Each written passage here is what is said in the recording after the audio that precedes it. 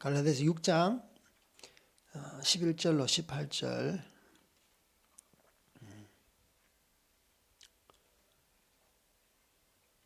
갈라디아서 6장 11절로 18절 말씀.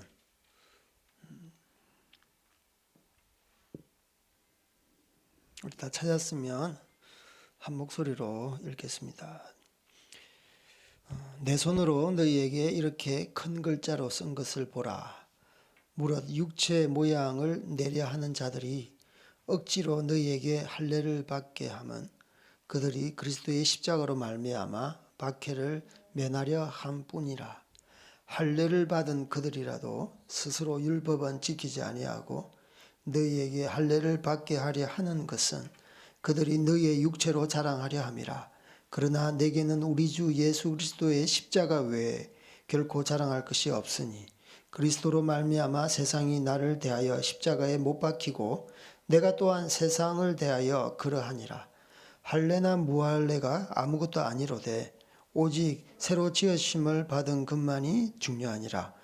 무릇 이 규례를 행하는 자에게와 하나님의 이스라엘에게 평강과 긍휼이 있을지어다.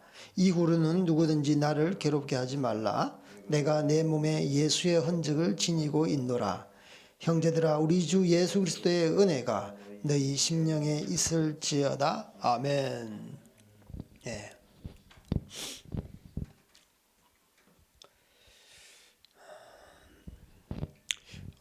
갈라디아 이제 교인들에게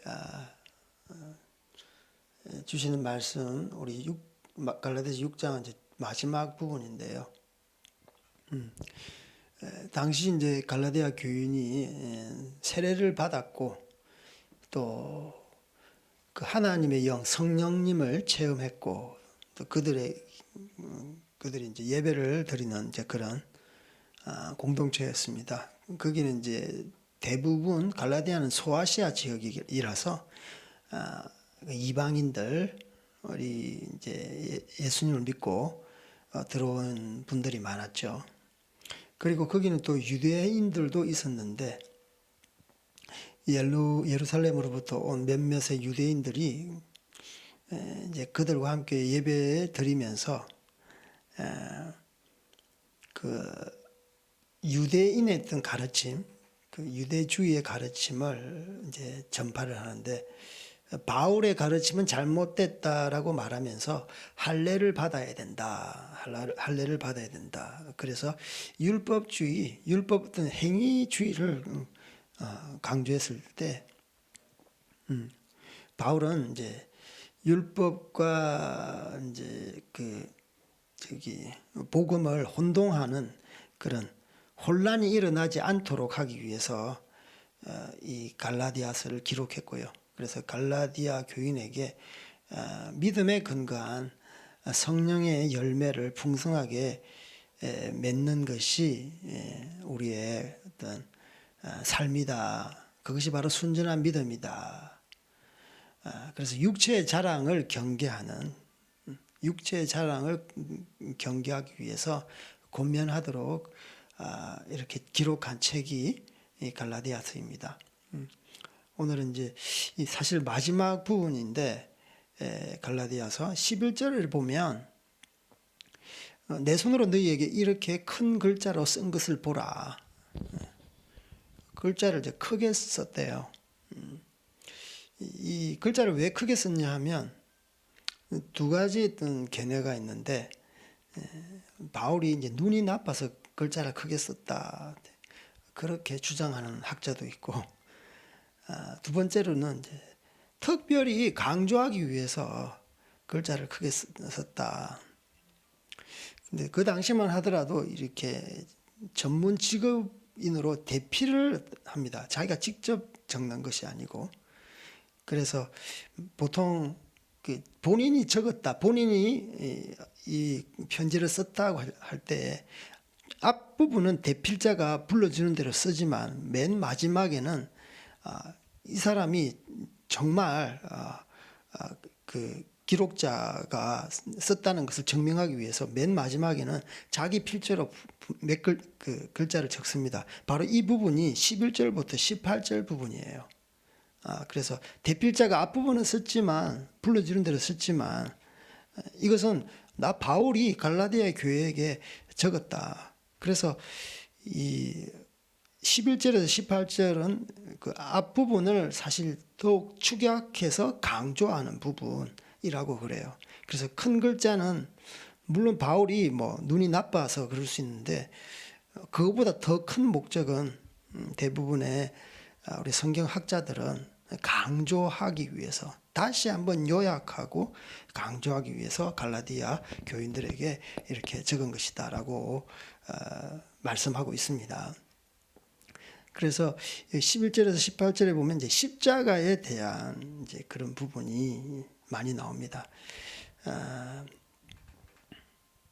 14절에 보면 그러나 내게는 우리 주 예수 그리스도의 십자가 외에는 결코 자랑할 것이 없으며 그리스도로 말미암아 세상이 나를 대하여 십자가에 못 박히고 내가 또한 세상에 대하여 그러하니라라고 말씀하고 있습니다.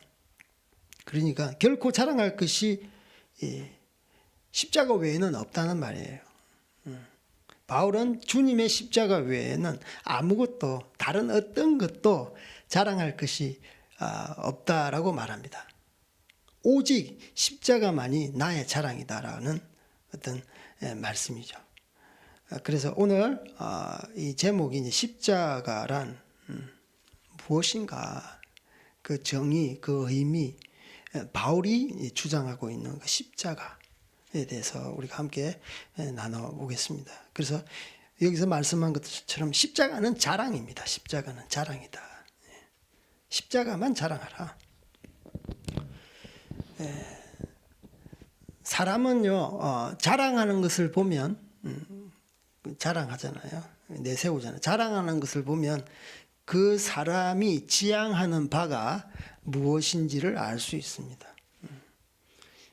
자랑을 통해 삶의 어떤 그 영혼의 어떤 인간의 삶의 지향점과 목표를 우리가 분명히 알 수 있는 것이죠. 그래서 자랑은 삶에 추구하는 방향입니다. 그 자랑이 자기에게 있으면, 자기 자신에게 있으면 자신의 업적이나 성취나 어떤 경력, 자기의 어떤 공로를 내세우고 세상 사람들로부터 인정을 받기 위해서 그렇게 인생을 사는 것이죠. 그러나 정말 예수님을 믿는 사람들은 이런 세상 사람들과 다르게 예수님의 그 십자가를 자랑해라. 그것만 자랑하라. 다른 건 자랑하지 마라. 그래서 뒤에 십자가에 못 박혔다. 그 말은 무엇이냐? 내가 죽었다는 말이에요. 그래서 갈라디아서 2장 20절. 이제 갈라디아서니까 갈라디아서를 통해서 우리가 이렇게 한번 풀어야 되니까 내가 그리스도와 함께 십자가에 못 박혔나니 그런즉 이제는 내가 사는 것이 아니요 내 안에 그리스도께서 사신 것이라. 이제 내가 육체 가운데 사는 것은 나를 사랑하사 나를 위하여 자기 몸을 버리신 하나님의 아들을 믿는 믿음 안에서 사는 것이다 라고 분명히 말씀하고 있습니다. 그래서 십자가만 자랑하라. 나는 이미 십자가에서 죽었다라는 것이죠. 세상에는 많은 종교들이 있습니다. 이제 제가 섬기는 티베트 민족 또한 불교 중에서 가장 이게 불심이 특심하다는 티베트 종교, 티베트 불교가 있죠. 그들은 얼마나 이제 공을 들이고 얼마나 선을 쌓았느냐. 예를 들면 오체투지를 이렇게 합니다. 우리나라 같은 경우에는 삼보일배라고 잘 알려져 있는데 세 걸음을 걷고 땅바닥에 이제 몸을 던지는데 몸의 5부분이 닿아요. 이마하고 이제 손발. 그래서 오체가 이 땅바닥에 완전히 그냥 던지면서 땅에 던지면서 이렇게 접촉하는 거예요. 그래서 그리고 나서 일어나서 세 걸음을 걷고 똑같은 행동을 반복하는 거예요. 몸을 던지고 다시 일어나서 세 걸음 걷고. 그래서 이 오체투지를 통해서 어떤 종교적인 열심,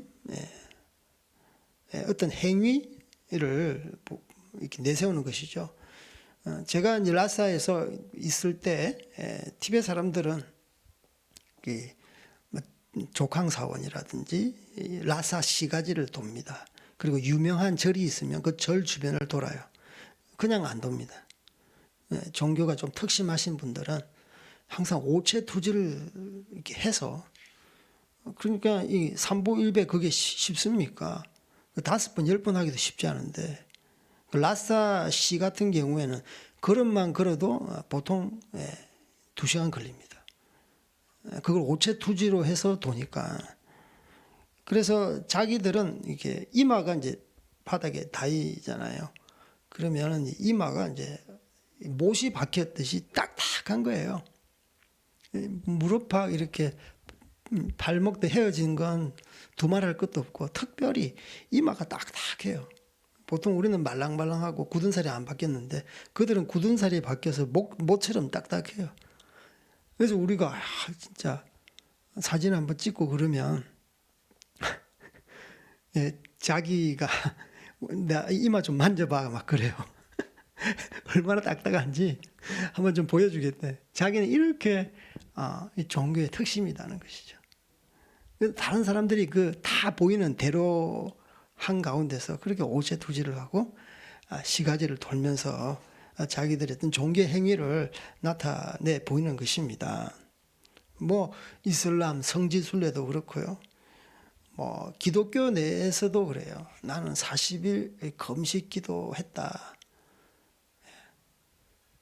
사실 금식기도 예수님께서는 골방에서 하라 그랬는데 막 이렇게 나타내면은 그것이 이제 종교적인 의의가 되면 안 되잖아요. 뭐 11조 성경 100도가 자기의 어떤 종교적인 열심을 이렇게 나타내는 것.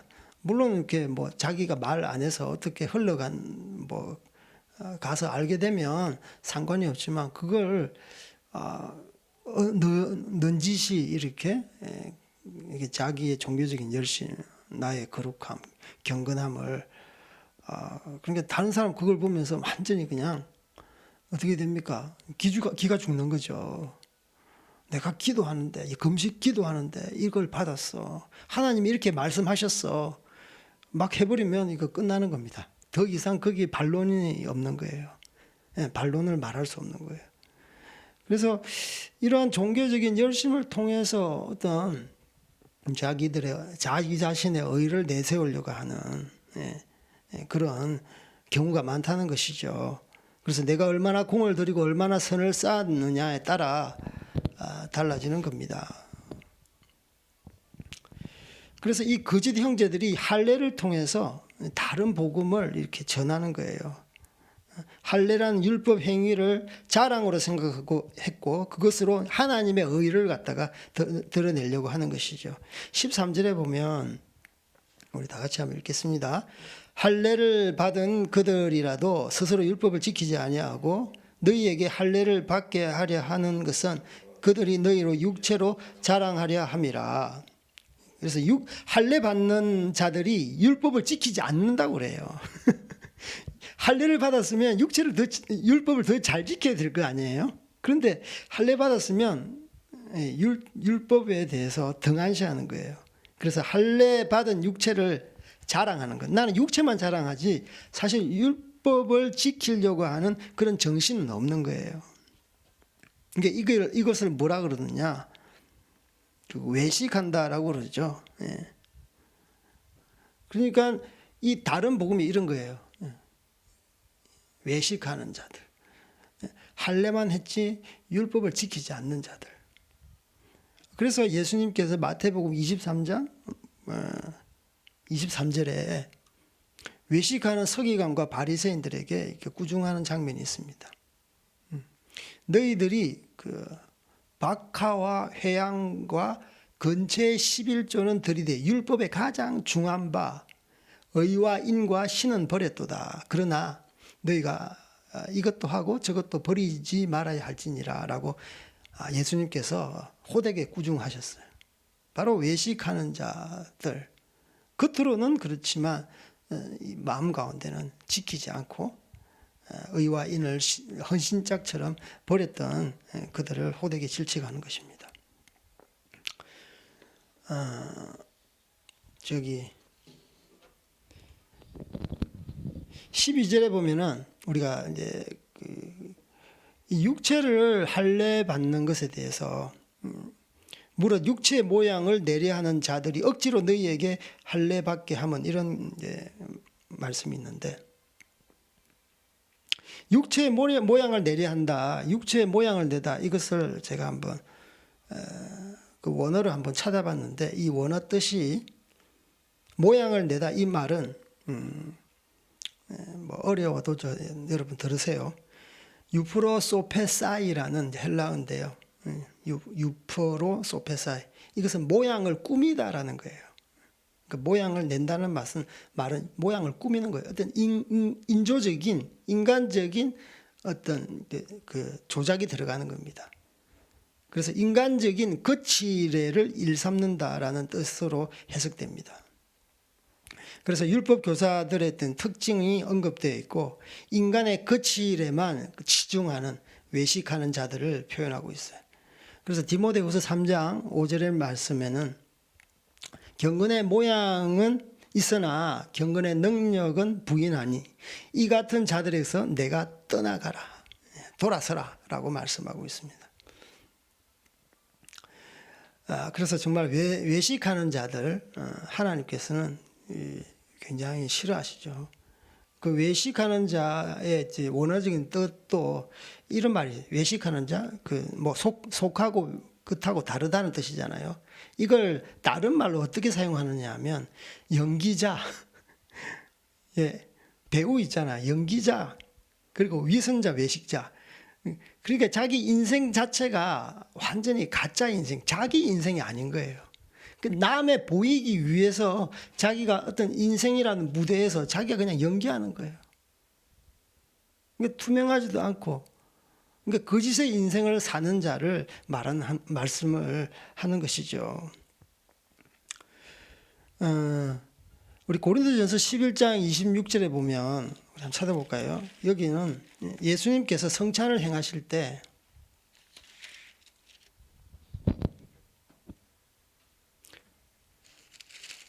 십자가에 대해서 말씀하고 있습니다.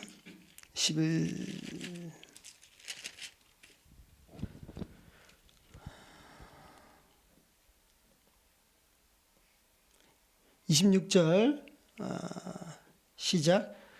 너희가 이 떡을 먹으며 이 잔을 마실 때마다 주의 죽으심을 그가 오실 때까지 전하는 것이니라. 그 예수님의 공동체가 이렇게 모이면 떡을 떼고 잔을 나누는 성찬을 거행하는데, 이 성찬을 거행할 때 여기서 키가 되는 그 정신이 바로 주님의 죽으심, 그러니까 십자가에 대해서 말하는 거예요. 십자가의 그 희생, 십자가의 그 사랑, 십자가의 죽으심으로 인해서 구원받은 죄 사함에 대해서, 여기 십자가의 죽으심, 주의 죽으심에 대해서 다 함축적으로 들어있는 말씀이에요. 그래서 이 떡을 먹고 이 잔을 마실 때마다 주님의 죽으심을 그가 오실 때까지, 이게 뭐냐면 예수님께서 다시 재림하실 때까지, 그가 오실 때까지 전하는 것이니라. 그래서 우리의 자랑에 대해서, 우리가 내세우는 것, 나타내는 것은 무엇인가? 그분이 오실 때까지 우리의 삶 가운데 예수님이 전달되는 것, 십자가의 죽으심, 예수님이 십자가의 희생, 십자가의 사랑, 십자가에서 죄 사함, 모든 죄를 사했던 것, 그것을 증거하는 것. 만약에 우리가 공동체 내에서 예수님의 피를 마시고 예수님의 살을 나누고, 그러니까 성찬식을 행할 때 이러한 비전과 이러한 목표와 이러한 실천이 우리 공동체 가운데 흘러가지 않으면, 너희들이 먹고 마시는 것은 그 뒤에 나옵니다. 다 자기의 죄를 먹고 마시는 것이다 라고 말씀하고 있는 거예요. 그러니까 자기 그냥 이렇게 같이 성찬을 하면 그 당시만 하더라도 자기의 집에 있는 먹을 것을 가지고 나옵니다. 가난한 사람도 많고 같이 떡을 떼고, 예, 같이 식사를 하는 거예요. 그러니까 이러한 이 하나님의 그 비전이 공유되지 않으면 배부르다, 배 두드리고 그냥 끝나는 겁니다. 그래서 이것은 자기 죄를 퍼마시고 자기 죄를 먹는 거와 똑같다라고 이렇게 성경은 말씀하고 있는 것이죠. 그래서 우리의 진정한 자랑은 무엇인가? 십자가의 자랑이다. 그의 죽으심, 그의 사랑, 그의 희생, 그의 죄사함. 그것만이 나를 통해서 이렇게 나아가기를 원하는 하나님의 마음이 있는 것입니다.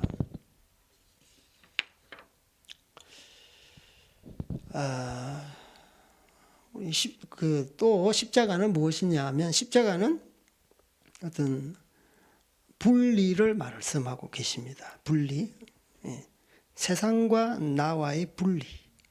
나와 세상과의 분리. 우리 십자가로 말미암아 세상과 나는 그 관계에서 끝나버렸어요. 14절 이제 하반절에 십자가에 못 박히고 세상이 나에 대해서 십자가에 못 박히고 내가 또한 세상에 대하여 그리하니라. 그러니까 십자가에 못 박혀 죽었다는 말입니다. 세상이 나에 대해서 십자가에 못 박히고 나 또한 세상에 대하여 십자가에 못 박히다라는 것이에요. 철저한 세상과 나는 단절에 대해서 말씀하고 있는 것입니다. 나는 끝났다. 죽음으로 완전히 갈라섰다라는 것을 말씀하고 있는 겁니다. 십자가에 못 박히고는 원어적으로 완료 수동태 직설법입니다. 그러니까 십자가에 죽었다. 이미 완전히 완료됐다는 것을 말씀하는 거예요. 바울이 과거 유대 혈통과 환경으로부터 십자가에서 죽음으로 말미암아 완전히 새로운 사람, 거듭난 사람으로 태어났듯이 우리 또한 예수님을 믿음으로 말미암아 세상에 대하여 내가 죽고 세상도 나에 대해서 죽었다. 그래서 완전히 서로 관계가 단절된 상태, 정리된 상태. 이것은 곧 분리를 말하는 것이죠. 더 이상 세상에 얽매여서 살거나 세상의 영향을 받을 필요가 없다는 말씀입니다. 그래서 오늘 이 십자가는 분리라고 말할 수 있는 것이죠. 그래서 거룩한 것과 속된 것이 분리되는 거예요. 사도 바울이 어떤 사람입니까? 육적으로 보면 굉장히 그래도 세상 사람들로부터 이렇게 찬사를 받는 그런 명성이 있는 집안에 태어났어요. 8일 만에 할례를 받았고요. 바리새인이고요. 히브리인 중에 히브리인이고요. 베냐민 지파고요. 율법을 지키려면 둘째 가라면 서러워야 할 정도로 율법을 완벽히 지켰던 자입니다. 그렇지만 예수님을 만나고 난 뒤에 바울은 완전히 새 사람으로 거듭났어요. 그래서 그 이후로는 그 혈육의 그런 모든 자랑거리를 다 배설물로 여겼다라고 말씀하고 있습니다. 예수님을 만나면, 십자가를 만나면 예전에 정들었던 모든 것들이 이제는 배설물이 되는 거예요. 분리가 되는 겁니다. 우리가 거룩하려면 속된 것을 우리 몸에서 떨쳐내야 되는 것이에요. 제가 예전에 이제 우리 선교사님 동료들 중에서 보통 선교사는 이제 미션 네임이 있어요. 선교지를 가면 원래 본래 이름이 있어요. 저도 이제 오구원이 선교지 이름이고 원래 본래 이름은 오영석입니다. 잘 몰라셨죠? 선교지 미션 네임이 있는 거예요. 그것은 이제 워낙 선교적으로 다친 곳에 있기 때문에 그러기도 하고 또 미션 네임을 통해서 내가 정말 하나님의 종으로서 그 땅 가운데서 정말 충성되게 살리라 하는 어떤 각오도 들어가 있는 겁니다. 그런데 우리 동료 중에서 성이 배 씨가 있어요. 어떤 자매님이 있었는데 제가 이제 큐티하면서 말씀을 쭉 나누는데 이 사도 바울이 십자가를 만나고 나서 자기가 그렇게 혈통적으로 자랑했던 모든 것을 다 배설물로 여겼다. 여러분 화장실에서 응가하고 나고 나서 그 배설물을 보고 나서 아이고 내 몸에서 떠나서 아이고 슬프다 그렇게 말하시는 분 없지 않습니까? 예, 버튼을 이렇게 누르고 싹 나가면 속이 시원하지 않습니까? 예, 인상 찡그리지 마세요. 그래서 이제 이렇게 말씀을 나누면서 우리 그 자매님이 이렇게 필이 딱 받아가지고 내 이름을 배설물로 지어야 되겠다, 선교 지명을. 그렇게 말을 하더라고요. 그래서 그건 너무합니다. 너무 피를 받더라도 그렇게 지으면 안 되고, 그래서 좀 은혜롭게 지으셔야지. 예, 걷고 말렸는데, 그때는 피를 받아가지고 끝까지 배설물 하겠다고 막 그래가지고 참, 말린다고 힘들었습니다. 그래서 십자가는요, 딱 이렇게 정말 그분의 그 사랑, 십자가의 사랑, 십자가를 통한 제사, 어떤 십자가에 통해서 어떤 희생, 그 죽으심에 대한 어떤 자기 자신의 어떤 그 화학적인 반응이 일어날 때 거룩한 것과 속된 것이 분리됩니다. 속된 것이 있으면 자동적으로 싫어해요. N과 S기 만날 수 없듯이 속된 것은 계속 버리려고 하는 거예요. 그래서 만약에 여러분이 예수님을 만나고서도 계속 예전에 만나기 전하고 만난 후에 어떤 변화가 없다면 그것은 좀 심각하다고 볼 수 있습니다. 예수님 만난 이유는 예전에 정들었던 것이 싫어져야 돼요. 저도 정말 예수님 만나고 나서 소박한 그런 비전이 있었거든요. 뭐 비전, 하여튼 꿈이 있었어요. 예수님 잘 믿고 구원받았으니까 좋은 섹시하고 결혼해가지고 토끼 같은 자녀 낳고 그렇게 살겠다라고 했는데 그게 나의 꿈인 거예요. 하나님의 꿈이 아닌 거예요. 그래서 그 꿈도 과감하게 버렸어요. 내가 이 꿈 실현하기 위해서 이 땅에 왔나. 그리고 또 저 운동하는 걸 또 되게 좋아하는데, 물론 운동에 뭐 중독된 건 아닙니다. 그런데 예수님을 점점 믿고 점점 사랑하면서 예전에는 막 새벽에 일어나서 축구 보고 막 그랬는데 지금은 대충 그냥 뭐 결과만 보면 되지.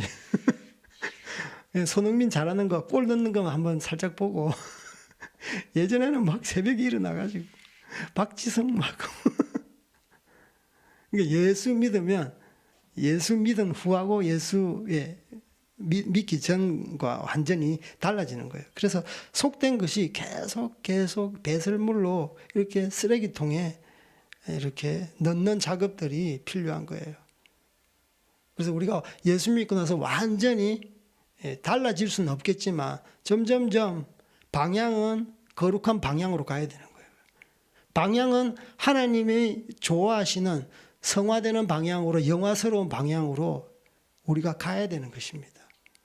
계속 예전에 세속적인 것을 좋아하고 더 사랑하게 된다면 여러분 구원도 장담할 수 없는 것입니다. 그래서 십자가는 분리를 말하고 있습니다. 우리는 십자가를 바라보며 주님이 십자가에서 이루신 일을 생각하면 할수록 그만큼 하나님을 더 사랑하게 되는 거예요. 십자가에 집중하면 할수록 우리는 세상에 대해서 점점 멀어지게 되는 것입니다. 그만큼 십자가에 집중하면 할수록 세상에 속한 자랑은 사라지게 되는 것입니다. 예수님께 집중하십시오. 십자가에 집중하십시오. 히브리서 12장 2절에는 이런 말씀이 있습니다. 믿음의 주여 또 온전케 하시는 예수를 바라보자. 예수님은요, 그 앞에 있는 즐거움을 위하여 십자가를 참으사 자기의 부끄러움을 개의치 아니하시고 하나님의 보좌에 앉으셨느니라. 히브리서 기자는 이렇게 말씀하고 있습니다. 그래서 이게 잠깐 사는 세상 가운데 세상의 낙을 위해 살지 마시고 예수님을 주목하고 예수님의 십자가를 주목함으로 말미암아 정말 세속에 물들지 않고 이 땅 가운데 하나님의 경건을 우리를 통해서 실현하는 여러분들 되기를 주님의 이름으로 축복합니다. 그리고 이제 십자가를 통해서 또 새로운 창조를 주님께서는 이루어 주십니다. 15절 우리 한번 읽어볼게요. 15절 시작. 예수 그리스도를 믿음으로 성령으로 거듭나 새 사람이 된 자를 가리킨다.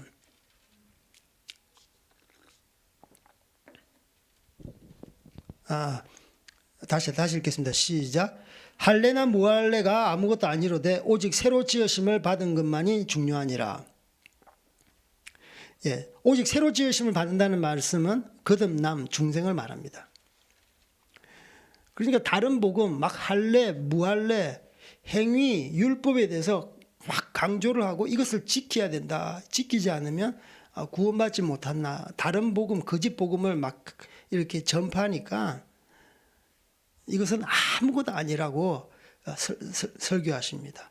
오직 새로 지으심을 받는 것만이 중요하다.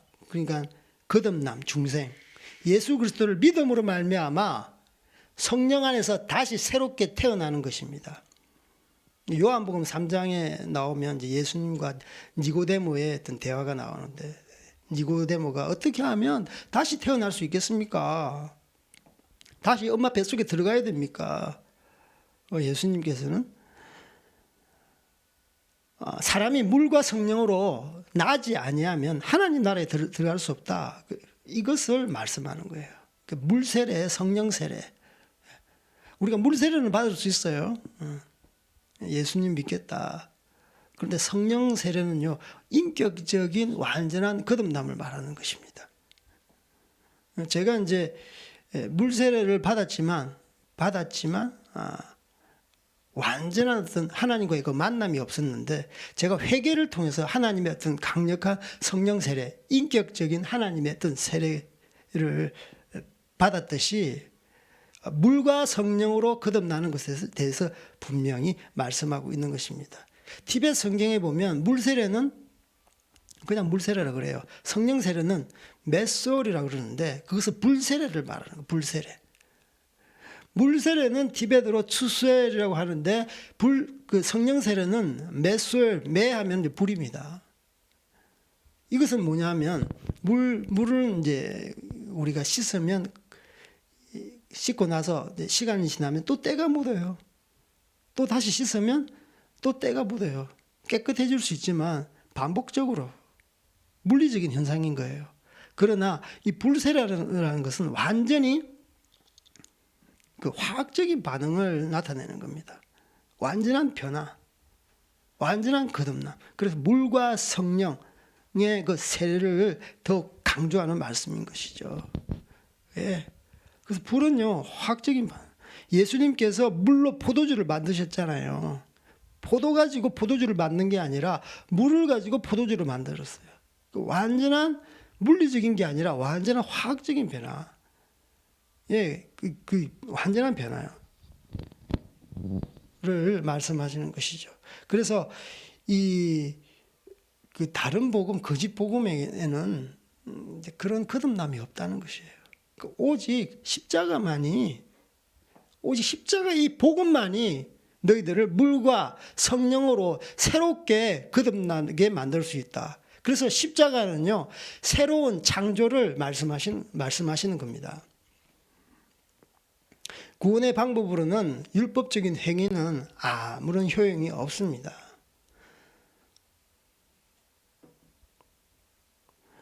우리 갈라디아서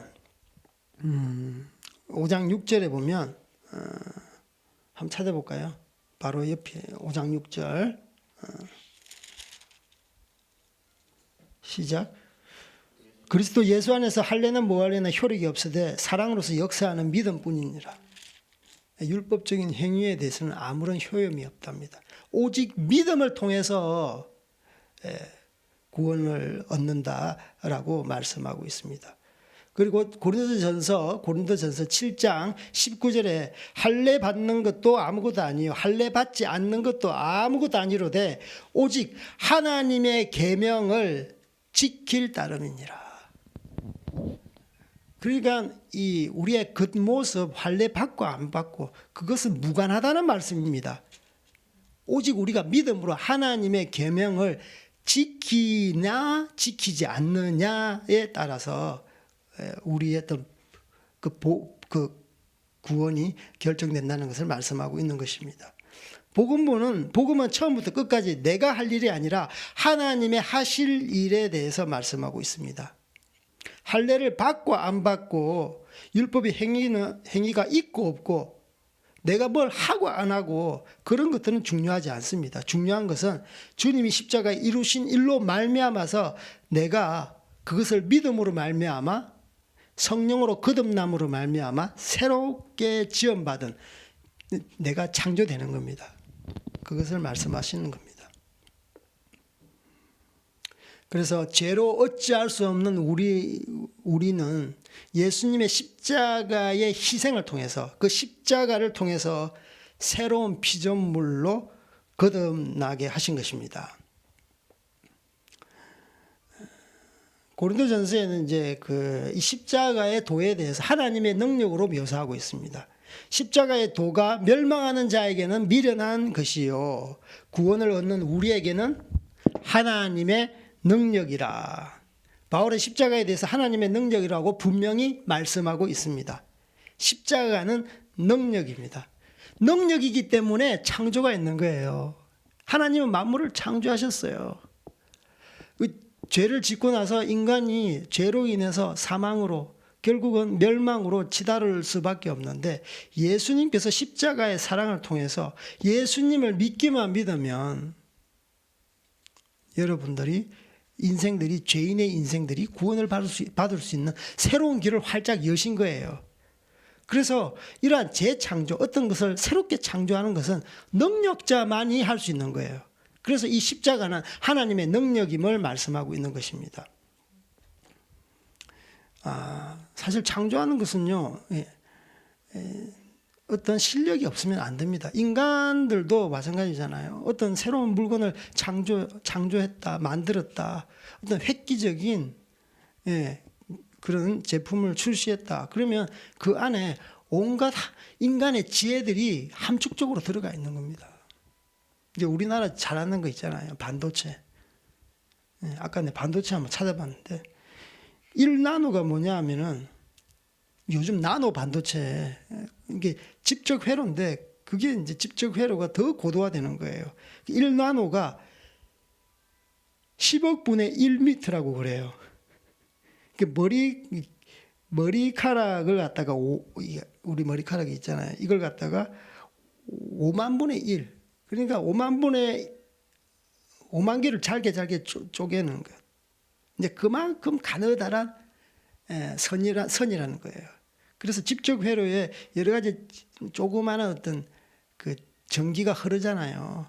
그래서 그 회로들을 갖다가 설계하고 그것을 모델링 해가지고 만드는데 이러한 집적 회로에 그 방대한 어떤 그 지식이 들어가는데요. 이 8나노메가급의 메모리 소자는요, 하여튼 조그만 칩이라고 그러더라고요. 12,500년 분의 신문이 다 들어가고요. 그 안에 50만 곡의 음악 파일, MP 파일이 들어가고 1250편의 영화 DVD가 다 들어간대요. 그러니까 조그만한 칩, 소자 안에 그 방대한 분량의 정보가 들어가게 되는 거예요. 그래서 조그마한 칩을 보면 인간의 능력이 거의 함축된 거예요. 그러니까 하나님께서 우리 인간을 재창조했다. 이렇게 육체적으로 창조하고 영적으로 다 창조했잖아요. 또 타락한 인간을 갖다가 또 재창조한다. 죄를 사하고. 이것은요, 능력자 아니면 불가능한 거예요. 그래서 하나님의 능력에 대해서 말씀하는 것이죠. 그래서 십자가는 하나님의 능력을 말씀하는 거예요.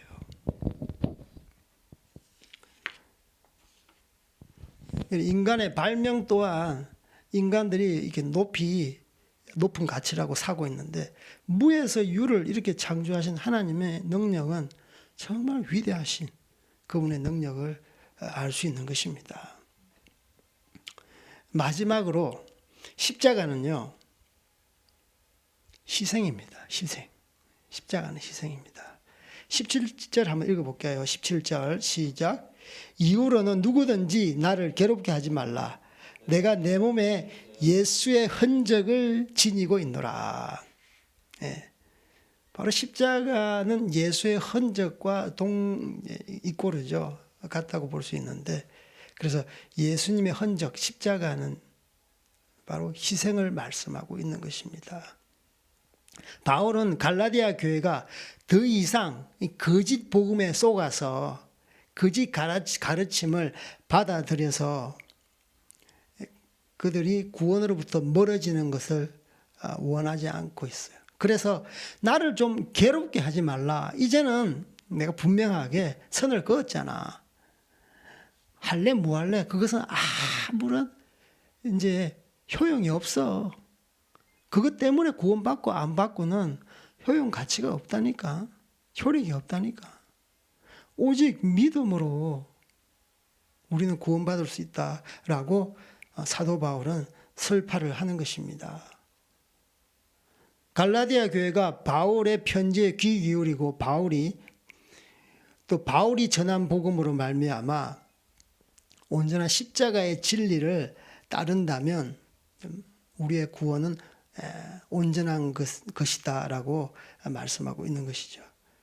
바울은 자기 몸에 있는 예수의 흔적에 대해서 언급합니다. 예수의 흔적에 대해서 우리가 이것도 원어를 보면 뭐 흔적하면 뭐 흉터 뭐 이렇게 생각하는데 그렇지 않아요. 이 흔적은요, 원어로 이제 스티그마타라고 해요. 이것은 낙인입니다. 낙인. 원어로 낙인이라는 뜻이에요. 여러분의 어떤 목축업을 하면 알 수 있어요. 어떤 인두로 지지는 것, 낙인. 티벳 같은 경우에는 양하고 야크, 소가 많이 이렇게 목축되어지고 있는데, 만약에 김씨 집안에서 이 야크를 이제 목축을 한다. 그러면 이제 거기에 맞는 인두로 야크를 지지는 거죠. 야크 인두로. 그래서 이 흔적은 낙인이라는 뜻이에요. 그래서 인두로 지졌을 때 그 흉터. 그래서 흔적이라는 번역된 단어는 당시 노예나 가축에게 소유권을 표시하기 위해서 찍었던 낙인을 말합니다. 그래서 예수님의 흔적은 바울이 복음을 전하면서 받았던 수많은 박해들로 인해서 몸에 남은 상처입니다. 상처. 바울이 복음을 전하면서 받았던 수많은 그런 박해들이 있잖아요. 그런 상처예요. 혹시 여러분 가운데 이 복음 때문에, 예수님 때문에 혹시 이 흔적이 있습니까? 그걸 한번 되묻고 싶어요. 물론 저도 선교사라서 이렇게 추방되어 온, 또 공안국에 잡혀가지고 그동안 우리 일거수일투족 공안 경찰이 A4 용지에 두툼한 걸 주면서 왜 이렇게 학교에 자주 가서 종교활동을 하느냐, 왜 이 지역 저 지역 가서 종교활동을 하느냐, 그런 모든 자료를 갖고 있더라고. 그러니까 하나님 보시기에 나의 어떤 예수님의 흔적이 이렇구나. 혹시 여러분 경제적인 손해가 있습니까? 예수님 때문에. 혹시 육체적인 어떤 상처가 있습니까? 예수님 때문에. 자기 욕심 때문에 말고요. 나중에 하나님 앞에 섰을 때 너 예수님을 사랑했던 흔적이 있으면 내어놓아 보아라 라고 말씀하시면 여러분은 어떤 예수님을 사랑했던 흔적을 내 보이겠습니까? 저 이게 무릎 옆쪽에 흉터가 있는데 저는 이제 뼈가 부러진 적은 없어요. 근데 딱 한 번 병원에서 살이 찢어져 가지고 수술을 받은 적이 있는데 동생하고 저하고 굉장히 많이 싸웠어요. 어릴 때. 근데 우리 아버지가 하도 눈에 우리 아버지 말대로 눈에 천불이 나가지고 저희 아버지가 저희들을 팼는데, 예전에는 이제 그 연탄불을 뗐잖아요. 저희 집에 이제 연탄 집게가 그 옆에 몇 개 있었어요. 저희 아버지가 하도 못 봐가지고 연탄 집게로 저를 때렸는데, 그게 구멍이 뚝 뚫려가지고 구멍이 뚫려가지고 막 많이 찢어졌는데 피가 뚝뚝뚝 흐르는 거예요. 그래서 병원에 가가지고 네 반을 기웠는데 아직까지 흔적이 있습니다. 이런 흔적 말고요, 정말 예수님을 사랑해서 고초를 당해본 적이 있습니까? 경제적인 손해를 본 적이 있습니까? 예수님 때문에 직장을 잘려본 적이 있습니까? 예수님 때문에 왕따 당해본 적이 있습니까? 불이익 당해본 적이 있습니까? 바로 이것이 바로 예수님의 흔적을 말하는 것입니다. 그래서 십자가는요, 희생입니다. 사랑을 하는 연애를 하거나 자식을 사랑할 때 희생이 없는 사랑은 사실 사랑하지 않는 것과 진배가 없어요. 그래서 사랑을 하면 희생을 합니다. 희생하라고 막 강제하거나 강요 안 해도요, 사랑을 하면 사랑하는 자에게 맞추어 주는 거예요. 자기 시간을 희생하고 자기 돈을 희생하고요, 자기의 자존심도 희생하고, 때로는 그렇지 않습니까? 인간관계 가운데 사랑이라는 것이 이렇게 작동을 할 때 희생하지 않습니까? 그러니까 우리가 정말 예수님을 사랑한다면 그 예수님을 사랑한 흔적이 남게 마련인 거예요. 그래서 우리가 정말 복음을 전하면서 받았던 수많은 박해들로 인해서 그 사도 바울이 말했던 예수님의 흔적, 그 여러분 가운데서도, 여러분 인생 가운데서도 예수님의 흔적이 남기를 주님의 이름으로 축복합니다.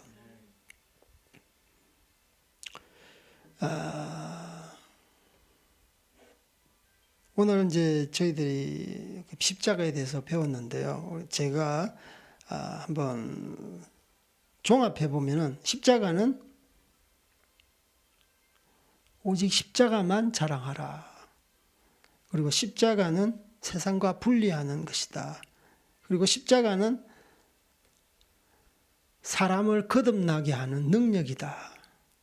그리고 십자가는 예수님의 흔적을 남기는 희생이다라고 말씀드렸습니다. 정말 이 땅에 살아가면서 십자가 외에는 다른 어떤 진리도 없습니다. 우리나라, 유럽의 대부분의 국기들을 보면 십자가가 많이 이렇게 문양이 새겨져 있습니다. 기독교적인 문화가 있는 것이고 기독교적인 진리 가운데 국가가 세워진 것이죠. 그래서 그들의 대부분의 나라를 보면 이게 경제적으로 괜찮아요. 문화 자체도 굉장히 괜찮고, 물론 지금 많이 퇴색되기는 했지만,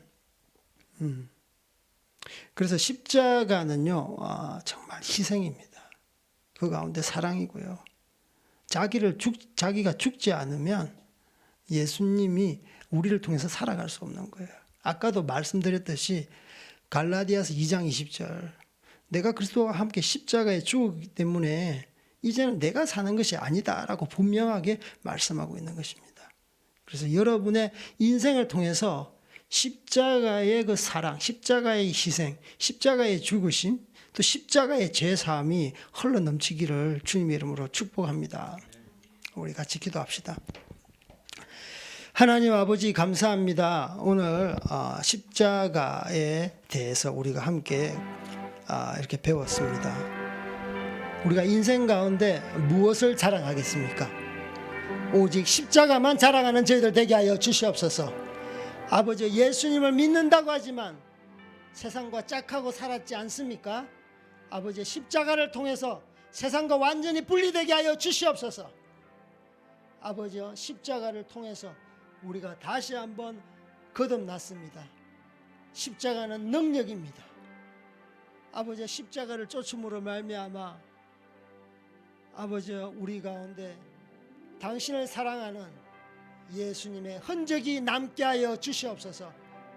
아버지, 이 땅 가운데 살아갈 때 온갖 음란과 온갖 폭력과 온갖 죄악들이 난무하지만 우리는 아버지, 이 세상이 타락으로 치달으면 치달을수록 우리는 십자가를 향해서 계속적으로 나아가는 자 되게 하여 주시옵시고, 세상과 분리되어 더욱 거룩한 자로 살게 하여 주시옵시고, 이 아버지여, 당신께서 다시 오실 때까지 주님의 죽으심, 십자가의 아버지여 그 희생과 사랑과 죄사함을 아버지 땅 끝까지 전가하는 자로서 살아가는 저희들 되게 하여 주시옵소서. 감사합니다. 주님 홀로 영광 받아 주시옵소서. 저희를 통해서 주님의 십자가의 사랑이 흘러가게 하여 주시옵소서. 감사합니다. 이 모든 말씀 예수님 이름으로 기도합니다. 우리 계속 기도할 때 우리의 삶을 통해서 십자가가 흐르게 하여 주시옵소서. 십자가의 사랑, 십자가의 제사랑, 십자가의 희생, 아버지, 십자가의 그 아버지의 위대한 당신의 능력이 흘러가게 하여 주시옵소서. 우리 이것을 위해서 주님 부르짖고 기도하시겠습니다.